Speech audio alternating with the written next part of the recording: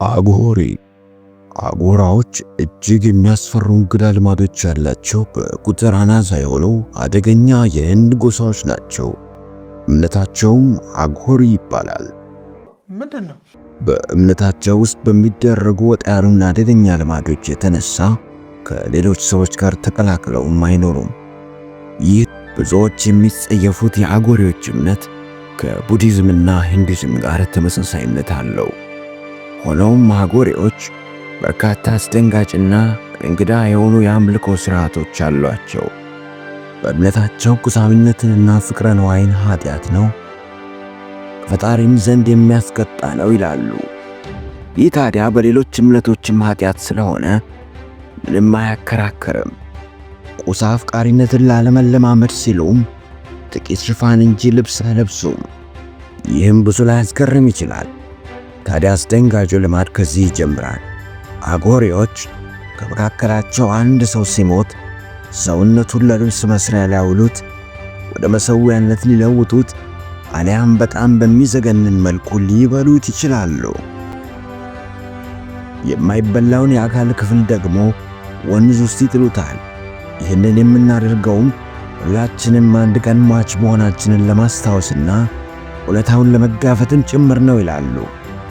ከዚህ የባሰ ዘግናኝ ድርጊት ያለ አይመስልም። ሌላም ግን አለ።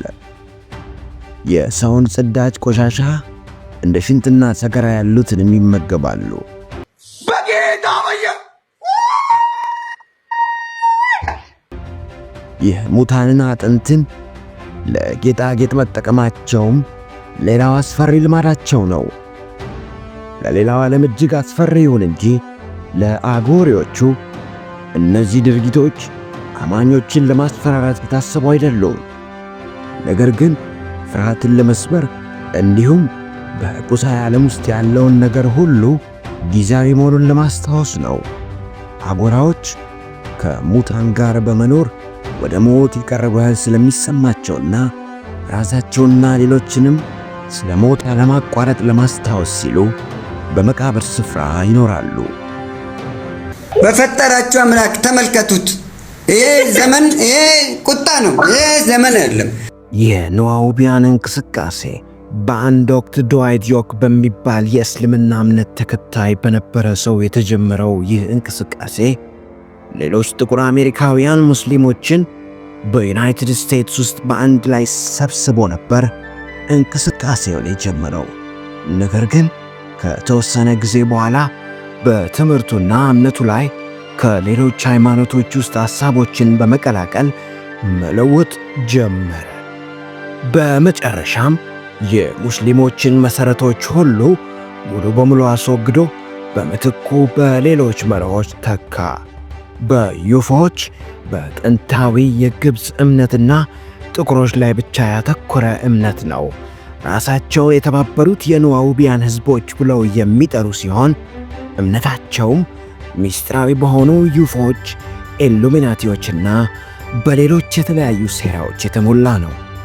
ከእምነታቸው በጣም አደገኛ የነበረው በነጮች ላይ የነበራቸው ጥላቻ ነው። ነጮች በእምነቱ ገዳይና ምንም አይነት ስሜት የሌላቸው ሐሳቦች ተደርገው ተገልጸዋል።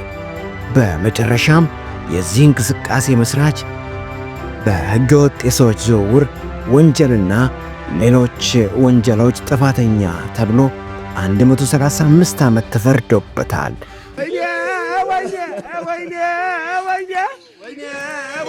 ለዓመታት ሃይማኖቱ በጣም ጠንካራ እንደነበር ይገለጻል። The Church of Subgenus ብዙ ሰዎች የማይወዳቸው ሐሳቦችና ወጎች መሳቂያና መሳለቂያ ሆነው ይቀራሉ። በ1970ዎቹ ለነበረ ኢቫን ስታንግ ለተባለው አንድ ግለሰብ ታዲያ በሱ ጊዜ የነበሩ ብዙዎች ሃይማኖቶችን ቀልደኞች ናቸው ብሎ ያምን ስለነበር ሐሳባቸውን አይቀበልም ነበር። ከዛም ለምን የራሴን ሃይማኖት አልፈጥርም ሲል አሰበ። አስቦ ብቻ አልቀረም፣ አደረገው። ስለዚህም የራሱን ሃይማኖት ፈጠረ። The Church of Subgenus በአማርኛው ማኅበራት መሳያን እንላቸው እንችላለን። የዚህ እምነት ተከታዮች አንዱን የዋ እናምናለን ይላሉ። በተለምዶ በአሜሪካውያን ሙዚቀኞችና የፊልም ታዋቂ ተዋናዮች የሚታዩ ሰይጣናዊ የኢሉሚናቲ የሚባሉ ምልክቶችን ይጠቀማሉ። ኢየሱስ ክርስቶስ እምነታቸው በወቅቱ ከነበሩ ሃይማኖተኞች ሁሉ በሚለይ መልኩ አማኞች በሙሉ በጋራ የሚከተሉት ወግ አልነበራቸውም። ሌሎች ሃይማኖቶች የግል አመለካከታቸውን በማህበረሰባቸው ውስጥ ለማስረጽ ሲሉ በአስገዳጅ ወጎች እንዲጠመዱ ያደርጋሉ ሲሉም ይናገራሉ። ይልቁንም ሰዎች ሐሳቦችን በፈለጉት መልኩ እንዲተረጉሙ ይበረታታሉ። ከእሴቶቻቸው ውስጥ አንዱ እስላክ ብለው የሚጠሩት ሲሆን ይህም በመሠረቱ ያለ ጫናና ቁጥጥር የመኖር ነፃነት ማለት ነው። በዚህ ምክንያት የግል ሐሳባቸውን ያለ ከልካይ ለማራመድ ትክክለኛው መንገድ ሆኖ ስላገኙት በወቅቱ እምነቱ የኮሌጅ ተማሪዎችንና በርካታ የኪነ ጥበብ ባለሙያዎችን ስበዋል።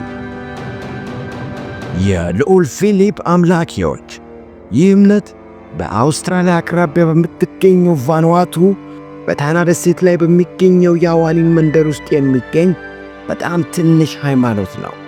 በመንደሩ ነዋሪዎች በየትውልዱ በተራሮች ላይ ስለሚኖር ቅዱስ መንፈስ የሚነገር አፈ ታሪክ ነበር።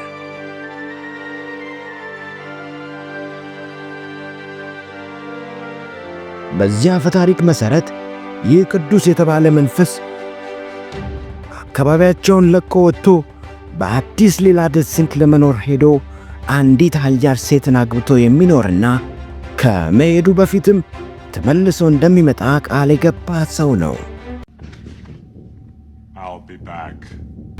ይህ መንፈስ ወደ አካባቢያቸው የተመለሰበት ታሪክ ከዚህ ጀምራል። እንደ አውሮፓውያን አቆጣጠር በ1974 ዓመተ ምህረት ንግሥት ኤልሳቤጥና ልዑል ፊሊፕ ደሴቲቱን ሊጎበኙ ሄዱ። ለመንደሩ ነዋሪዎች ግን ንግሥት ኤልሳቤጥ ከልዑል ፊሊፕስ ጋር ሳይሆን ያን ጊዜ ተሰናብታቸው ለመመለስን ቃል ገብቶ ከሄደው መንፈስ ጋር ነበር የመጣችው።